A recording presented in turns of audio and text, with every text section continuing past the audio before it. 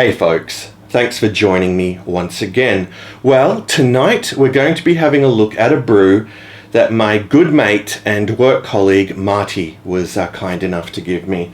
It's this beer here, White Rabbit Pale Ale, which comes in at 4.9% alcohol by volume.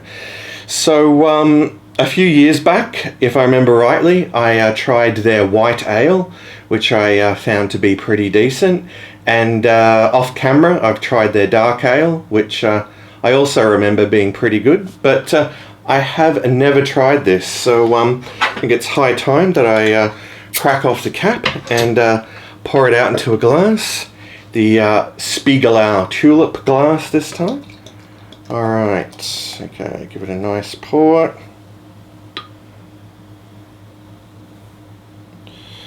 Alright, and it's my first beer of the day, believe it or not. Okay, so let's get a look at the appearance of this one. Well, as far as the appearance goes, it's a rather hazy golden orange colour. It actually looks quite amber on camera. I suppose, yeah, it's definitely getting into the amber spectrum. And yeah, there's a nice, nice thick, frothy off-white head there that looks quite creamy, but it is dissipating a little. I think there was well over 2 fingers when I poured it. Anyway, onto the aroma. Okay, definitely picking up some fruity notes there. They're not as pronounced as I would have expected, but yeah, definitely noticeable. Alright, so we've talked about the appearance and the aroma, which could only mean it's time for the most important part of the review, the taste test. So cheers to you all, and a special cheers to Marty. Let's dive in.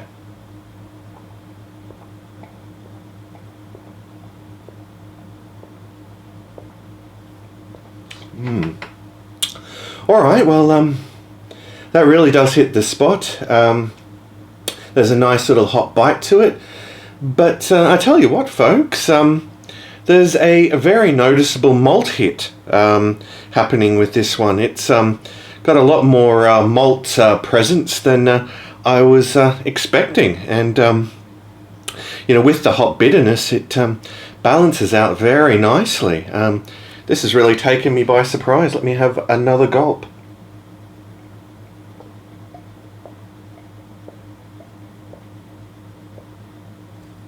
Well, it's going down a treat, and yeah, it's definitely you know, sticking to that initial taste profile. Yeah, it's you know, very smooth, and yeah, just yeah, it goes down like honey. Yeah, it's really tasty. Yeah, like I said, it's really taken me by surprise. So, what would I say in terms of its body? Well, yeah, it's what I would describe as medium-bodied, maybe leaning towards full-bodied, in fact. And in terms of its drinkability, well, at 4.9% ABV, it's certainly something that you could drink a lot of and you know, have a good session on, that's for sure. Alright, so what would I say in terms of its price point? Well, doing a quick scan of websites that you know, retail this, again, it's one of those beers that's on the pricey side, and I don't really know why, because it is well, actually brewed by well, Little Creatures, who are you know, as we know, owned by Lion, which are owned by Kirin, who are owned by Mitsubishi. So yeah, it's actually yeah, not something you could even class as craft beer. Yeah, it's made by a major brewer. But hey, they've done a really good job of it, regardless. Anyway, I think I've babbled on enough about this. It's time to have one last gulp and give this one a score out of 10.